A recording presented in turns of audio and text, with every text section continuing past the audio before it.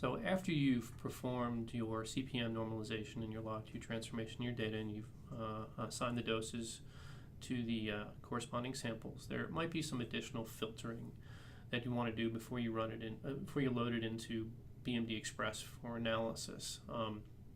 And that would be, so there's a couple different ways of dealing with low genes with low read counts. There's a flooring process that you can go through, or alternatively, which would actually, the flooring would basically just raise the floor on all the samples, all the values that are less than a certain value, and so it just sets it at a certain number.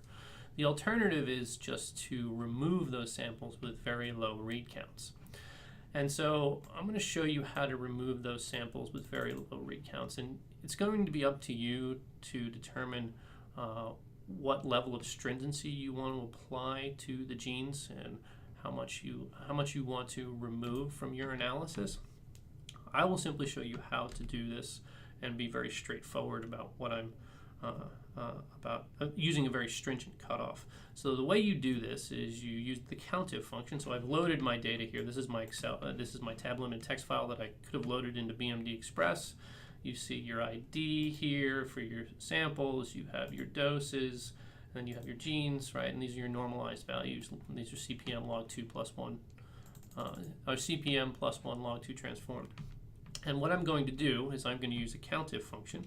So I hit equal and COUNTIF, and then I'm going to select COUNTIF, and I'm going to hit f of x, and I'm going to highlight the row in this case, which basically these are all the normalized values, right? So B3 to AE3, these are all samples that have corresponding doses. Hit enter, and then I'm going to add my criteria. My criteria is basically I'm going to look for zeros. So basically it's going to look across the row for zero values. As you can see here, there are zero values in the first row. And then what I'm going to do is I'm going to go, I've highlighted that cell, I'm going to go in the bottom here, and I'm going to hit shift click, and then I'm going to basically go to fill, and then down, and it's going to run COUNTIF across all the rows. And you can see here, one of these rows, already down the bottom here, basically has 30 zeros. Next, just for ease of visualization, we're going to highlight the third row here, again, just below the dose row. And I'll go down here and shift click and highlight the bottom row, okay? And then you're going to look up here to see what row this corresponds to. This is the AF row. And so that's where your COUNTIF values are. Actually, why don't we do this? COUNTIF, so it's labeled, so everyone knows what it is. And we'll re-highlight everything here. We'll highlight this. This is AF. You're going to need to remember that. Then what you're going to do is you're going to go here. So we've highlighted all the gene rows or the probe rows, and we're going to go to the sort function. I'm going to do custom sort, and my data does not have headers, right? So I wanted to just sort the rows that I have highlighted, and I'm going to go down to here and select AF, and I want largest to smallest, because remember it's counting if it has a zero. So you want all the ones with the high counts at the top, and so hit OK. Now that's going to show you from top to bottom all the genes that go from decreasing, basically lowest counts to highest counts. And so if you want to be really strict, then what you do is you go and find where the COUNTIF turns into 0. Now there's about 3,000 probes in this set. This is the S1500 Plus. If I went here and I eliminated every gene in this experiment that has a sample with a 0 read count, I would lose in the range of about 925 genes.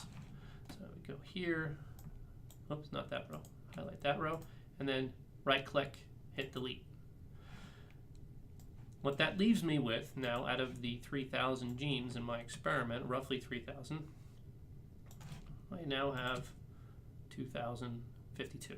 So I've eliminated a bunch of genes that have really unreliable read counts, and this actually basically eliminates a lot of the noise down the bottom of the experiment where there's a high degree of uncertainty in quantification of the gene expression.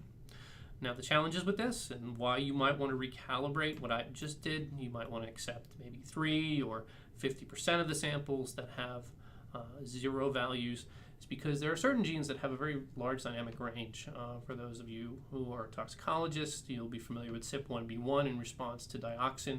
CYP1B1 in the liver has very, very low expression until you activate the AH receptor, and then it goes way up.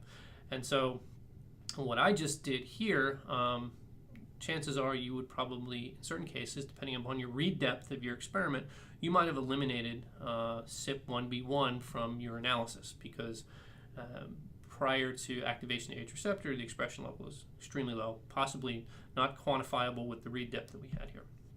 So it's just something to consider. It cleans up your data a little bit, gets rid of some of the noise.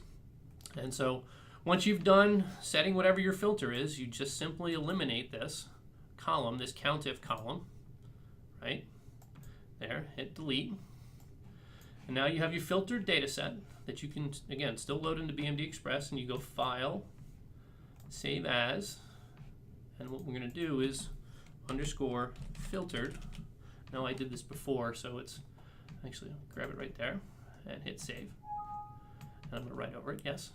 So now what we have, I'll just show it to you here, is a filtered data set that can now be loaded into BMD Express.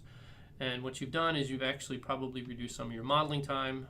You've gotten rid of a lot of the noisy genes down the bottom, but it's possible also that you've eliminated certain genes that you want to keep around. So you may actually want to look through the data for a couple of prototype genes, and my example would be CYP1B1, or if you're looking for PXR activators and you're dealing with liver, you look at CYP3A4 or something along those lines and see, okay, roughly where would I calibrate my cutoff for allowing for low read counts, and then potentially filter the file from there.